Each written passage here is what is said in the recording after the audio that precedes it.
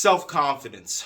Where does it come from? Now, I know I did a episode called Self-Doubt and Confidence, but I'm going to dive a little deeper, maybe attack it from a different perspective on this one.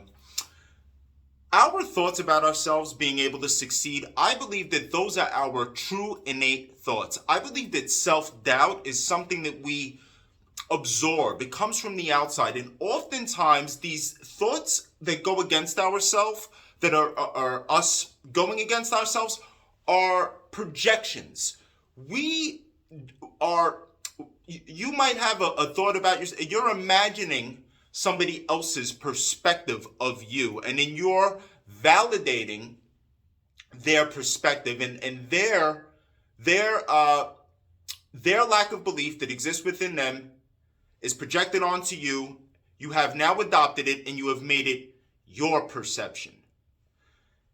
When you go back to when you were a child, you didn't have this self-doubt. You didn't have this fear.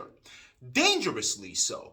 We had to be taught to fear certain things because a child is trying to destroy itself every fucking 10 seconds, so the child has to learn it. There's a healthy fear. But the point that I'm making is this is learned behavior in every aspect. We are not born with self-doubt. We believe in ourselves. And how could we not? We made it. Billions of sperm cells. You fucking made it to the egg. You automatically, from the start, you started a winner.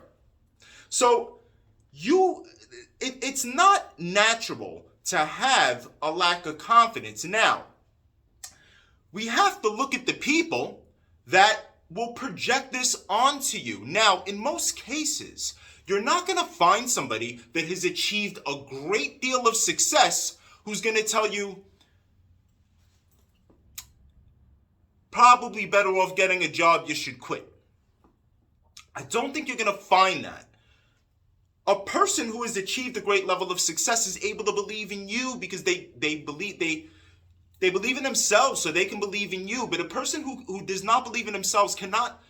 It's going to be hard for them to believe in you. Now, there are some cases where that's not exactly the case. There are some people who have self-doubt but believe in other people. That exists, fine.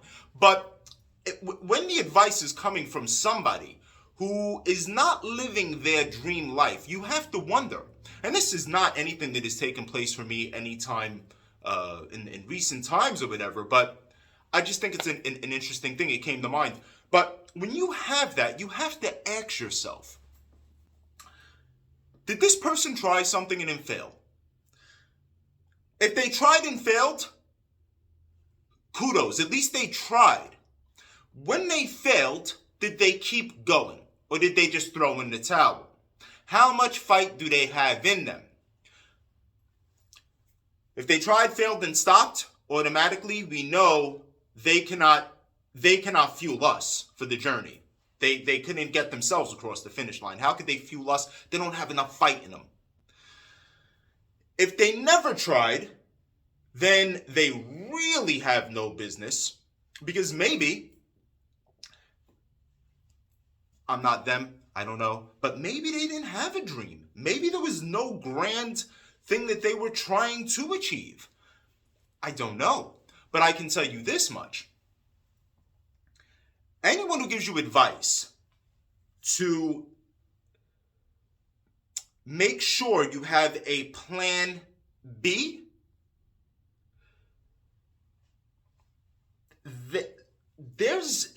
here's the problem with the plan B. You will spend a lot of time and energy facilitating that plan B. All of that time and energy is time and energy that's not going into plan A. So off the bat, you're off to a bad start. You're already working against yourself. The plan B idea, generally it's fueled by the self-doubt, the thought that plan A will most likely not work out. And I'll tell you why. if it wasn't fueled by self-doubt, how come there was no plan C? Why did we need a plan B for when plan A doesn't work out, the life that you really want, but you don't need a plan C for plan B, because plan B is definitely going to work out, because they believed in plan B. So ultimately, what did they believe in? They believed in failure, but failure was safe.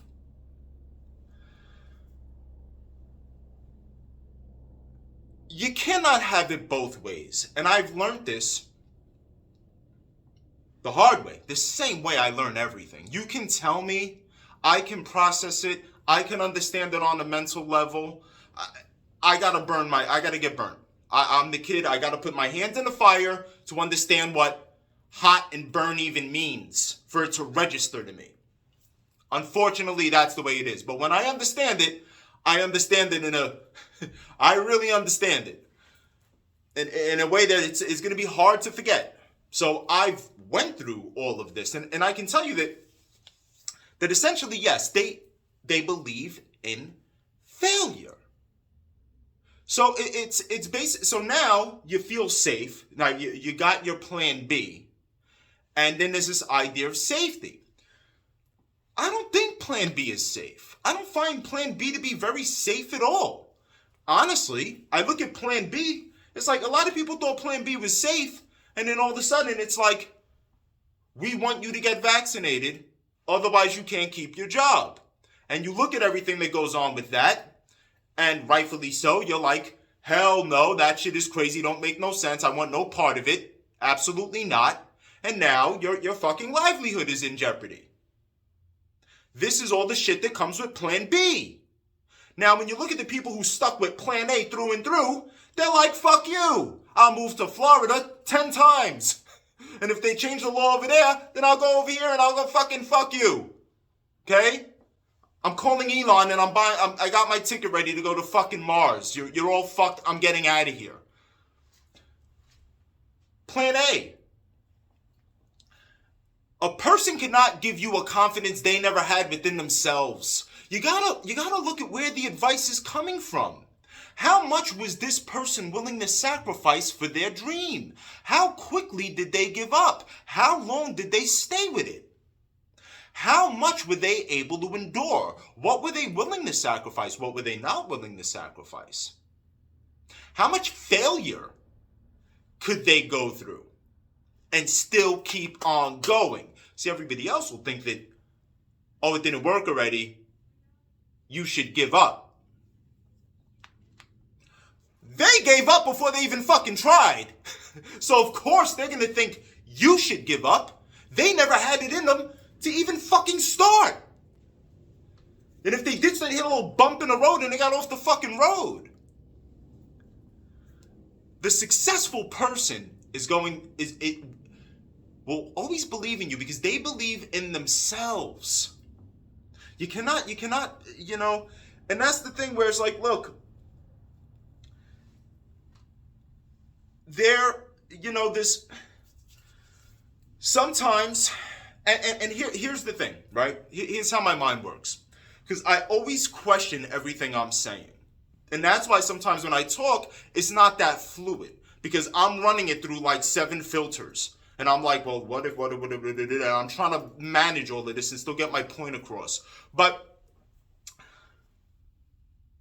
in my mind, I say to myself, well, you're saying all of this, but what about that person who is delusional?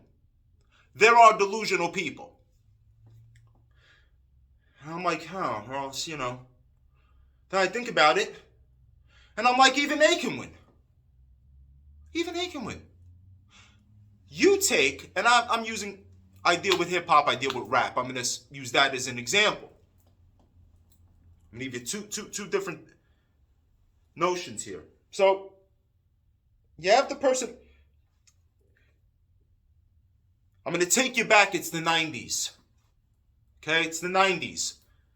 Tim's, blunts, 40s, hopping the train, all of this shit. We're in the 90s. You come up to somebody, you say, hey, got an idea of how I'd like to market myself as a rapper. Let's hear it. Well, I'm gonna mumble my words, rap off beat, and dress like a girl.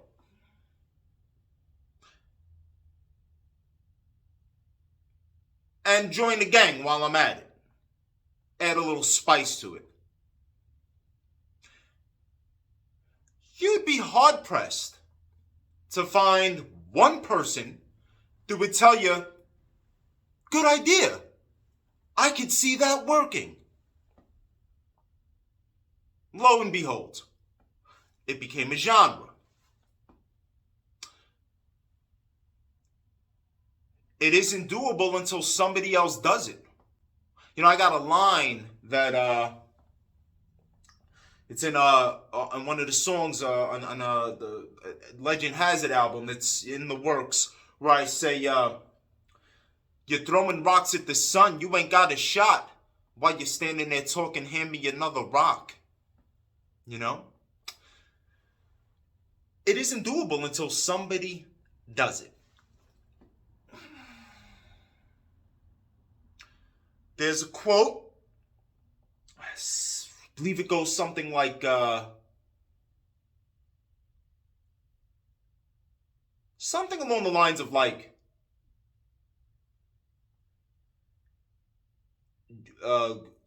great hits a target nobody can hit, something along those lines. Genius hits a target nobody can see, something like that. And my point, even the delusional person, if the confidence is strong enough, not only will they succeed, but they will change the goddamn rules. That's the power. But what are we surrounding ourselves with? Who are we surrounding ourselves by? Let me tell you something. There was a lot of, you know, like when the phone, you get an app and there's a lot of bugs and it's got to be fixed. And the phone got to shut, you know, there's got to be updates and there's got to, you know, system updates or there's bugs that got to be taken care of. Let me tell you something. My mindset was riddled with it. I had a lot of things. What did I start doing? I start surrounding myself. Everything I take in, positive, positive, positive, positive. Hardcore positive, though. Hardcore positive. No hippie shit, okay? Not that the hippie shit can't be hardcore, but I'm talking about people screaming in my face, cursing. Not literally in my face because I'm watching it on the, you know, but this is the energy. This is what I need. I don't need somebody to, but still productive. The message is positive and positive again and again and again and again, and I fail and I fail and I fail and I fail and I fail and I fall, I get up for a little bit, I fall again and again and again until the point you are so tired and you have exhausted your failure and you are disgusted with yourself, and giving into the lesser you is no longer appealing. And finally, the message, the call for something greater, that purpose, the validation of what you know to be inner truth finally begins to resonate. And from this place, it starts to click. Now the change begins to initiate. You now start to accept who and what you are. And you will follow through with action. So what do you see? What do you see? Episode 28. Not a single day missed. I'm getting sick. Not a day missed. You understand?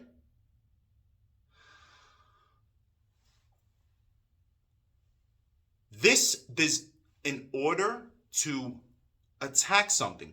And this is the beginning. I'm not patting myself on the back for this.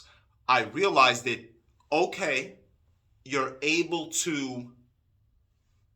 showing a sign that you can rise to the occasion. You showed a small sign. It's time to follow through with the other things. But at least now you've showed that you could commit to something. We have evidence. Just a small step. A lot of steps to be taken.